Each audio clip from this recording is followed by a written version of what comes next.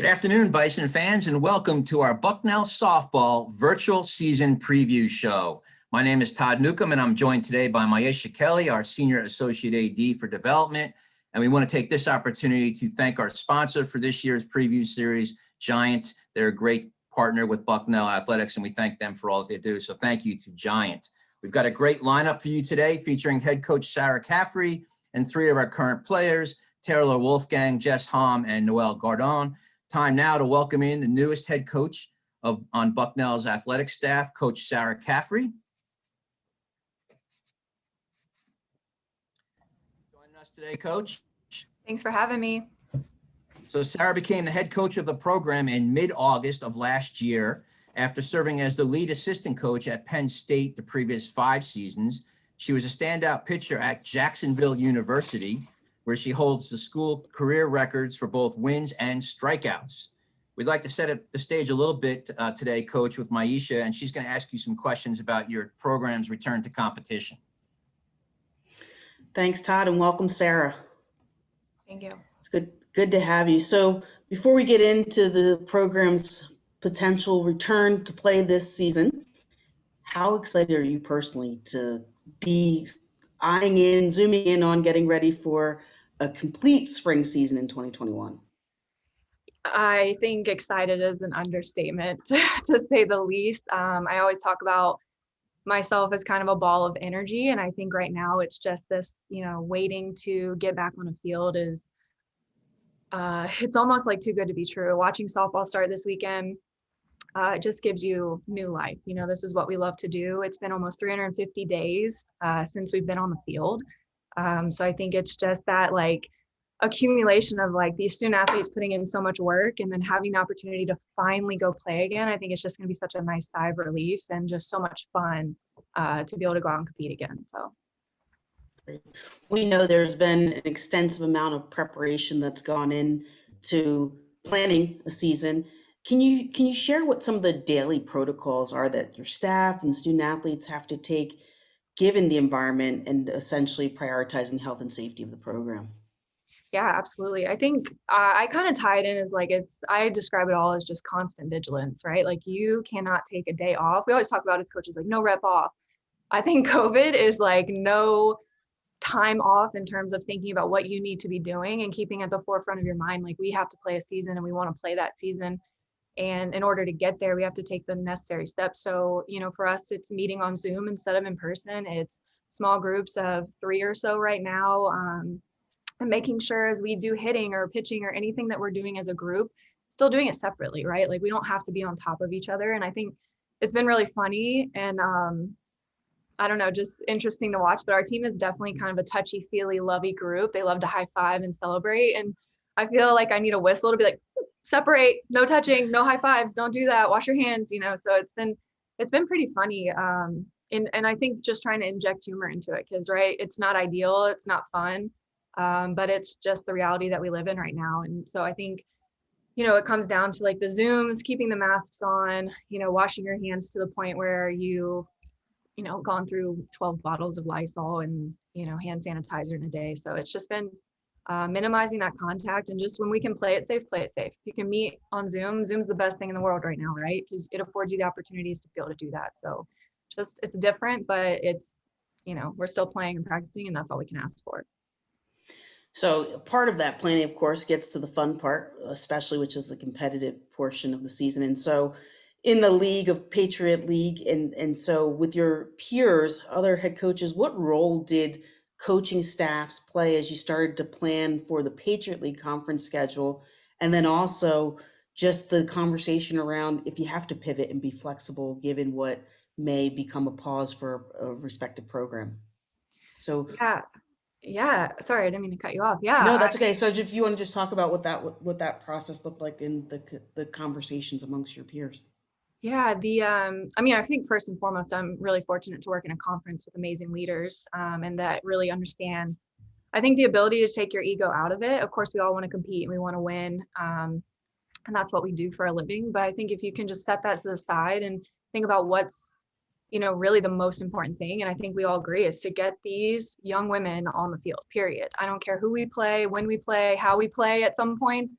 you just want them to have the opportunity to complete a season and to go compete and do what they love. So I think for us, the key is, and the name of the game really is flexibility, and just having the ability to say, okay, this didn't go as planned. This is easier said than done as a self-proclaimed type A schedule planner, color coordinated human. But I think it's just the end goal is to play games. And I think if we can just set aside the ego and, oh, I need to play at home or I want to play here, whatever, it doesn't matter. I will go play anywhere at any time, as long as, Bucknell says I can, and also that our girls have the opportunity to play, because that's really all we can do. And I think we've all agreed, every single call we've had, that's it. It's that simple. So it makes the decisions a lot easier.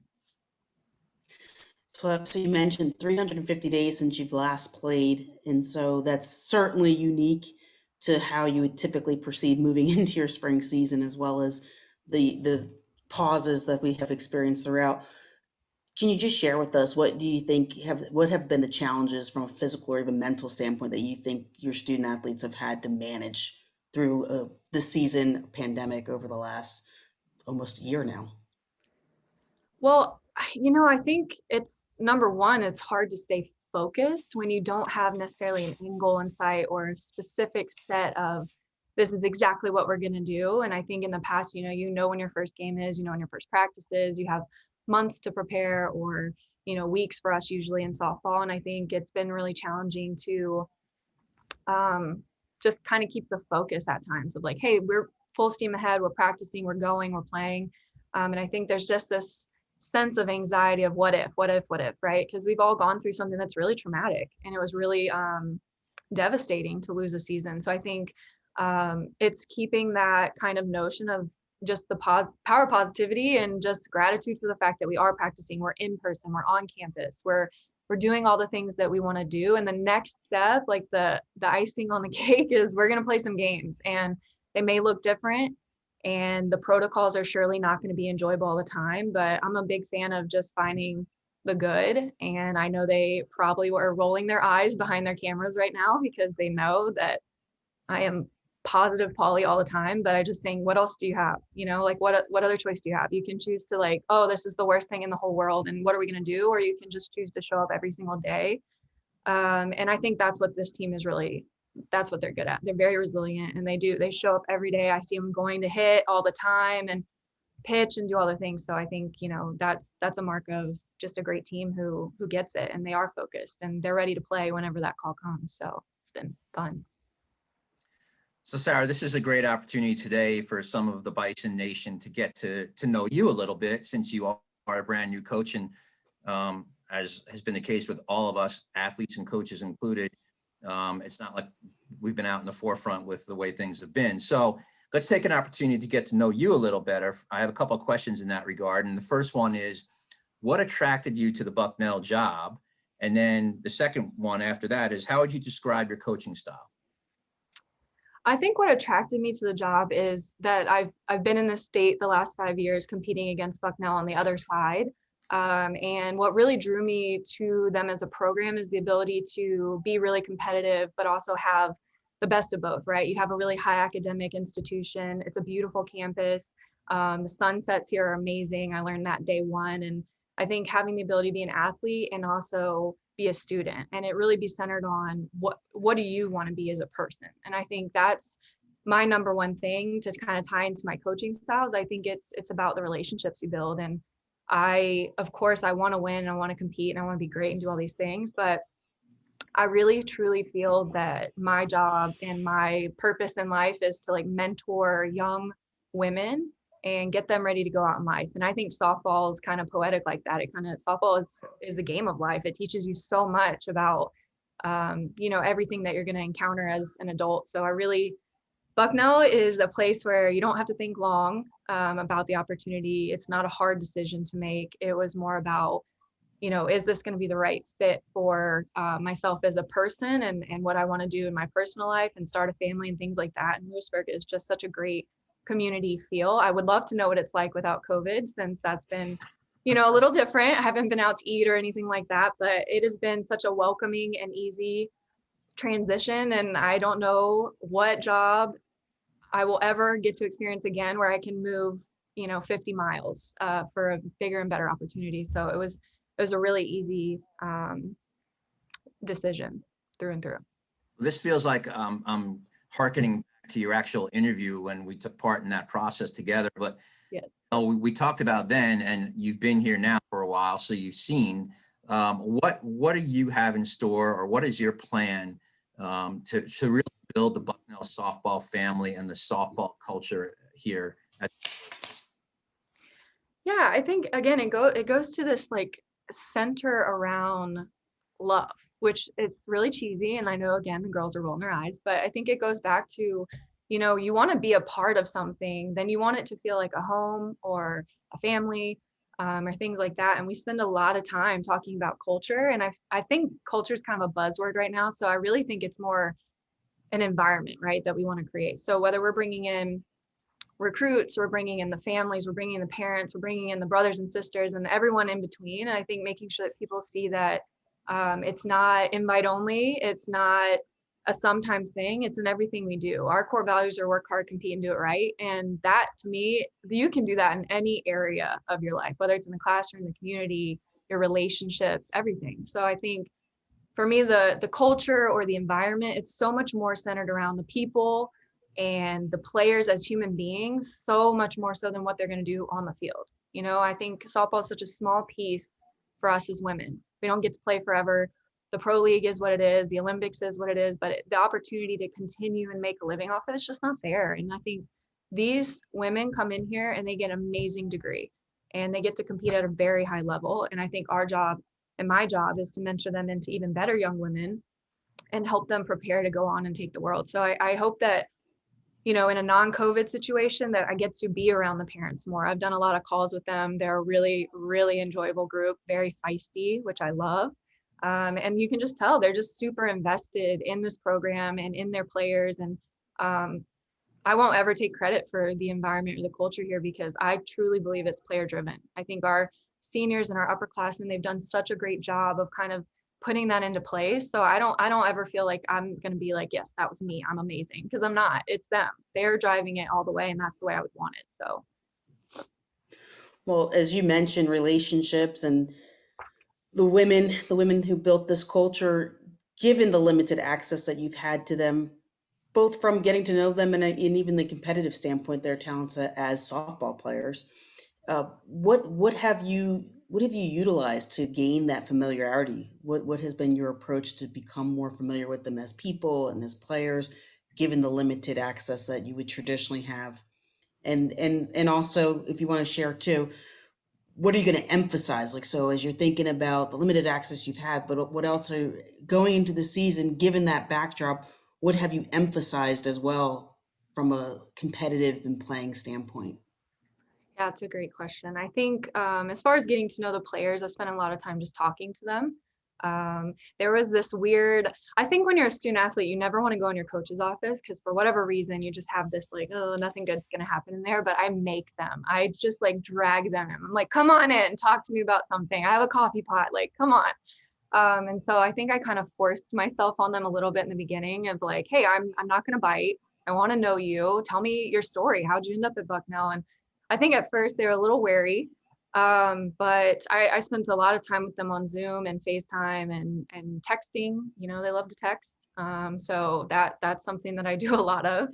And I think in our ability this fall to be outside and be together, it was just a constant asking them questions and what things do they value, what do they what do they see? What do they like? What do they not like? And I think that's really important because, I don't play anymore. My job is to get them ready to play. And so I think when I think about a team, it's theirs. It's not mine, it's theirs. I'm a part of it, but I'm definitely not in it. And I think if you want your team to buy into you or to buy into your program or whatever you want to call your culture, I think it's got to start with them.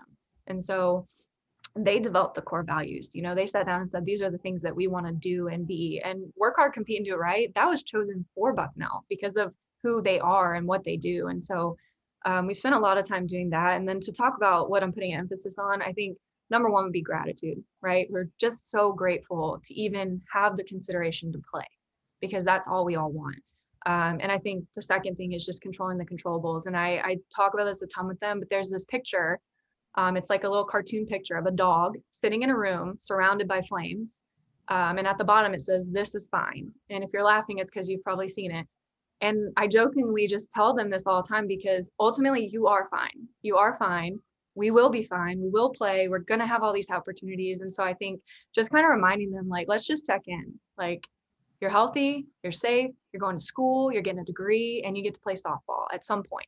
So I think just kind of tying everything back into, let's just be grateful for the opportunity and let's just keep showing up and doing it the right way because it's going to pay off. You're going to be prepared to play whenever that day comes and whenever that time comes and whoever it is that we're playing against, because we don't even care at this point.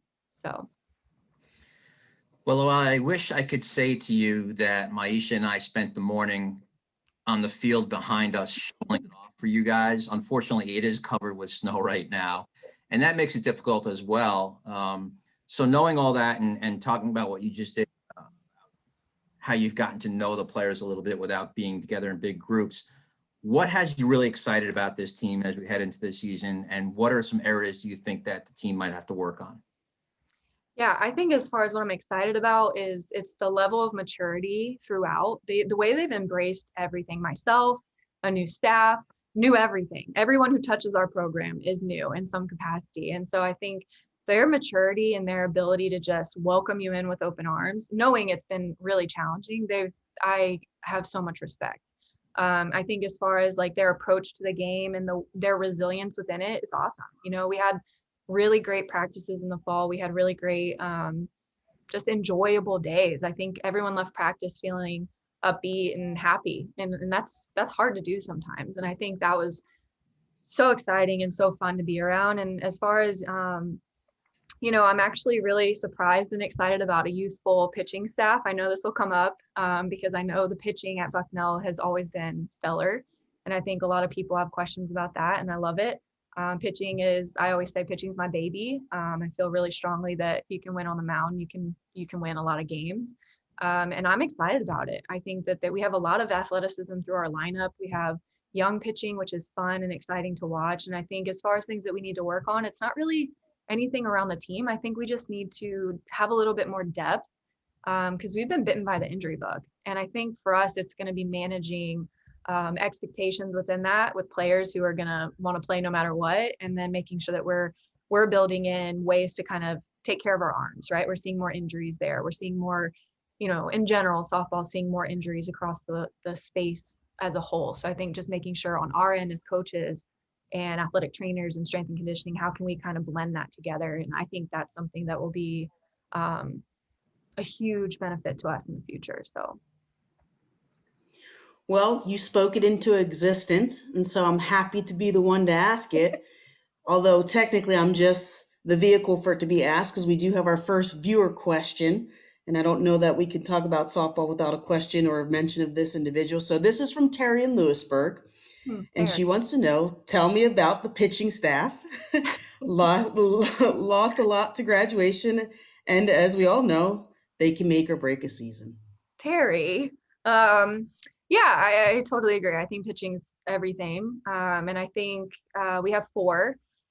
And it's fun because none of them have pitched an entire season except for one who is our transfer who came in.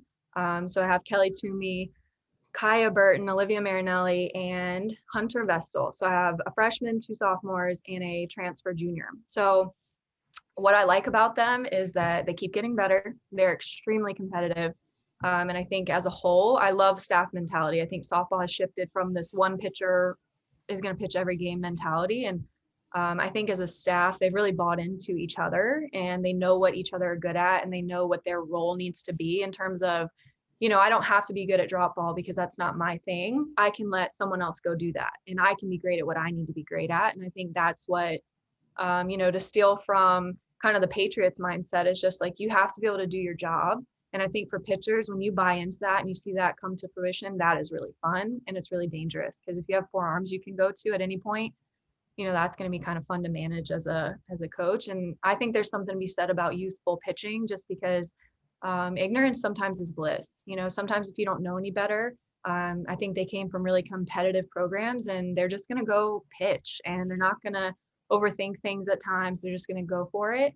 And I think there'll be a lot of growth within that, but I actually think I'm really happy with them and I'm really excited about them and for them because I do think they've kind of earned the right to go prove themselves, which will be really fun to watch. And, that's not to say there won't be growing pains because there always are, but I do think this is a really competitive group and that's going to be really fun to watch. So thank you, Terry, for bringing it to attention. All right, Coach, we've got one final question for you today, and it is also a viewer question. And this one is from Kathy in Wernersville, Pennsylvania. And she says, since we cannot cheer in person, what's the best way alumni can support the program and stay connected with the athletes and the coaches? Well, first, I would say we have ESPN Plus, which is new for us this year. And that's going to be a great way to stream games and just kind of bring the viewers to us. Twitter and Instagram for all of us are kind of a big deal now. That's where you get a lot of your information and game day things. And I think for us, it's going to be, the coaching staff, we're working on a lot of different ideas centered around bringing some videos. I don't want to say too much with my players on here, but a lot of creativity centering on how can we bring you to our players and kind of get outside of the box on it, right? It's going to be very different. We don't have the opportunity to hang out and have a barbecue in the outfield. So how can we, bring that feeling to them? And I think there's going to be a lot of digital stuff. There'll be a lot of letters. There'll be a lot of different just engagement around it, I think. And so, I love outreach and I love knowing if people have great ideas or just thoughts of what can we do. I think seeing the softball go this weekend, you saw a lot of like the fat heads in the stadiums and just different ways to kind of bring that home feel, even if you don't have the ability to be there in person. So we're going to do everything we can to get really creative. We're going to steal plenty of ideas from people that are already doing it and just make sure that we try to create that feeling for our players because, it's going to be different, but we can make it our own. So. Well, Coach, thanks for that. And I do want to clarify, we've got a lot of questions about it. Currently, unfortunately, Bucknell's campus is closed to the outside community. So that means that we won't be having fans at any of our events in the spring as of right now. And if that changes, we'll be excited about it. But we look forward to just having you guys back on the field. And we wish you and your team the best of luck this season. Thank you. All right. So now it's time to bring in our 3 players for today's call.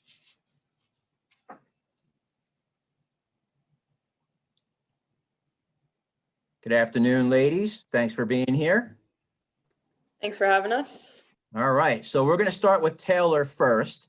She is a senior catcher from Groton, Connecticut. Thanks for joining us today. Thanks for having me. Taylor, good to see you. Good to have you on this call. You recently received some good news, the program and you personally being named to the preseason Patriot League team for the first time in your career. What does that honor mean to you, and what are your expectations of yourself for this season?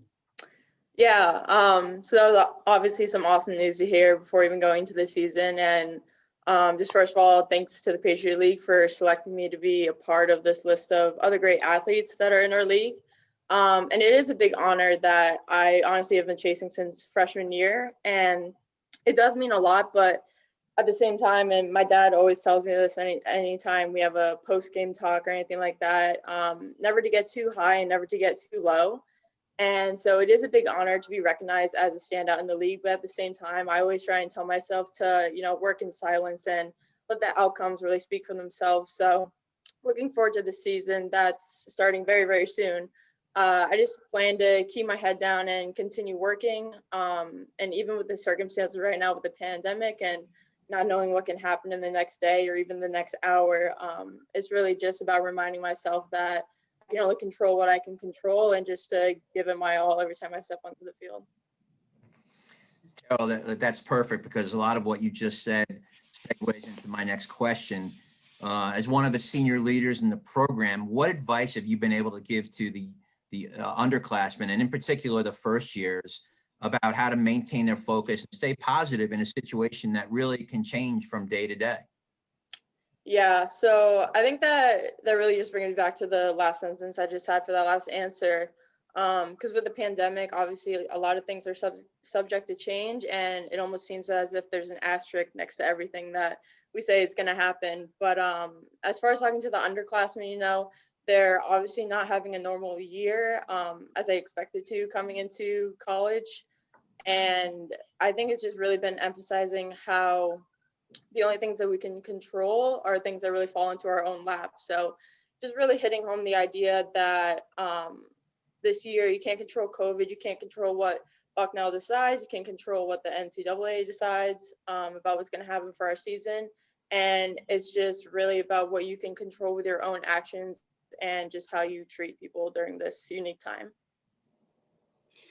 We do have a viewer question for you as well. It's from Tim in Cedar Grove, New Jersey. So Tim wants to know, what team is your biggest rival that you'd like to beat badly every year, and which Patriot League opponent is the toughest to play on the road? Yeah, this one was hard to think about because obviously we just want to beat everyone every time we play anyone. But thinking about it, I would have to say the answer is probably Boston University to both those answers. They always finish out on top, it seems, every year. And, the saying goes, if you want to be the best, you have to beat the best. And I don't think there's really much more to say than that. We always, as a team, go into a game thinking we're the best. And, sometimes the cards don't fall our way. But regardless, we're ready for the season and to prove to those in the Patriot League who doubt us or those around that we're ready to come out on top this year.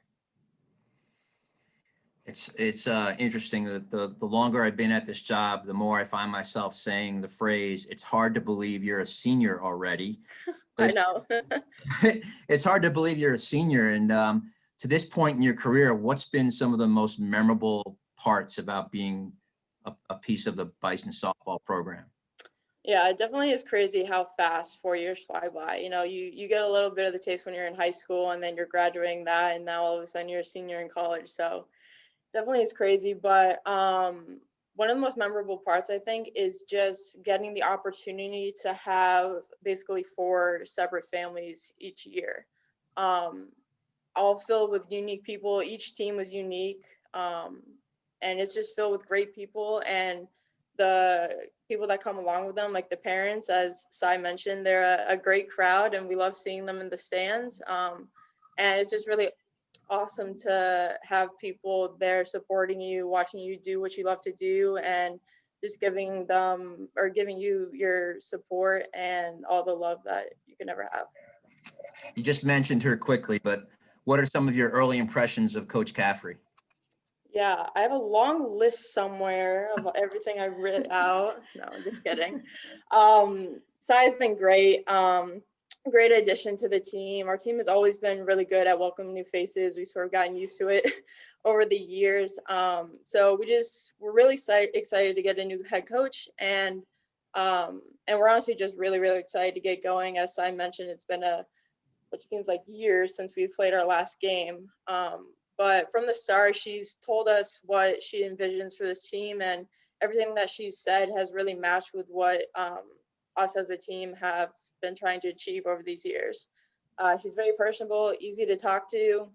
I know she said she thinks she has to drag us into her office, but it's honestly a really good time going in there and just, spending 30 minutes to an hour just talking about anything and everything. So it's been a really good addition to the team. The softball program has been excellent with transition, so I think that is certainly a testament to the culture that, as Coach said, the student athletes bring. So in your final year here at Bucknell, and speaking of transitions, this is going to be that question, of course, that you get asked all year long, but what are your plans following graduation? Yeah, so right now I am majoring in cell bio and biochemistry. And I underloaded the semester, so only taking 3 classes, which is nice because it gives me more time to look for a job. And so right now I've just mainly been applying to scientist positions as an associate scientist or even a lab tech, because I really like the hands-on part of science and getting to perform experiments and collecting data and all that. So that's where I am at right now, and hopefully I start hearing back from some companies soon to start the interview process. That's outstanding. Well, Taylor, thanks so much for joining us. Good luck this season, and especially also with your search here for your what's next. Awesome. Thank you so much. All right, so we're going to turn to Jess next, and Jess is a senior Syosset, New York, and it's always nice to talk to a fellow Long Islander. I grew up in Port Jeff, so good to see you, Jess. Thanks for being here. Thanks for having me. Jess is one of the team's most versatile players. She's seen action in both the infield and the outfield for the Bison. And we're going to start you off right away, Jess, with a question from our viewing audience. This question is from Nicole in Babylon, New York. And she says, I understand you guys have to work in small groups because of COVID protocols, but in doing so, how do you maintain the continuity that you need among an infield unit? Yes, COVID has thrown a lot of challenges at us. One of those being that we haven't been able to practice as a full team in a while. I think something really important right now is to be flexible, and our team has gotten pretty good at that over time. So we're trying to get the most out of our small group work, and we're going into workout on our own time too. We have an infield group chat with our coaches where we can just game plan and kind of discuss plays. We've also had team Zooms where we go over different strategies like bunt defenses and cut systems. So we're trying to stay connected virtually too, and hopefully that kind of just translates when we finally get back onto the field. Jess, as Todd mentioned, you've played in multiple roles during your time here at Bucknell. Which do you prefer, infield or outfield, and which one do you think you're better at and why? Yeah, so I was recruited as a middle infielder and actually never played the outfield before college. But honestly, I like both. I do think that today I have a slight preference toward the outfield because I've played there more often over the past few years. So I guess I'm just more comfortable there right now. But I've always told the coaches I'll go wherever they need me. If that's at second base or catching a bullpen or in the outfield, I'll be wherever the team needs me. I guess I'll answer the second question in a similar way. I think I'm better in the outfield right now just because I've had more practice there recently. So Jess, although we have one of them on the call with us today, can you give us your personal scouting report of the rookie class in our first years on this year's team? Yeah, I don't want to give too much away on our first years because nobody in the Patriot League has seen them yet, and I want that to be a nice surprise for them. But I'll just say I am excited because I think they're a well-rounded and strong class overall. So I can't wait to see what they end up doing this year and in the next few years. So can you share with us what you believe to be special about the Bucknell softball program and the expectations you have of yourself and the team for this season? Yeah, Team 43 is special because we've already been through a lot last semester and in the past few weeks alone, but we're all still dedicated and just want to get back out there and play some games. I think we have a greater appreciation for the sport now, and I hope that that translates to the field in a way that we'll play kind of looser and just have more fun with it. As for expectations for myself, I just want to play with no regrets and have as much fun as I can in my last season. And my expectations for the team, I want everyone to play a season that they can look back on and be proud of. But of course, ultimately, we want to win the PLC. Every single year, that is always our goal, and that hasn't changed. So I'm very excited to finally play games again and just kind of see where the year takes us. Well, Jess, we certainly don't want to rush you throughout the spring, but same question that we threw out to Taylor. What are your plans post-graduation, if you have any at this point? Yeah, unfortunately, no solid plans after graduation yet. Kind of similar to Wolf, I'm using the rest of the semester to kind of figure out a direction and prepare for the real world. So I'm hoping that kind of comes together sometime soon. All right. Well, thanks a lot for being here today, Jess, and good luck this season. Thank you. All right. And time for our final guest. It's our first year infielder from Longmont, Colorado. So welcome to the program, Noelle. Hi, thanks for having me. Noelle, good to have you. So mention that you're from Colorado. Can you share your recruiting story and what brought you to choose Bucknell to attend for your undergraduate career?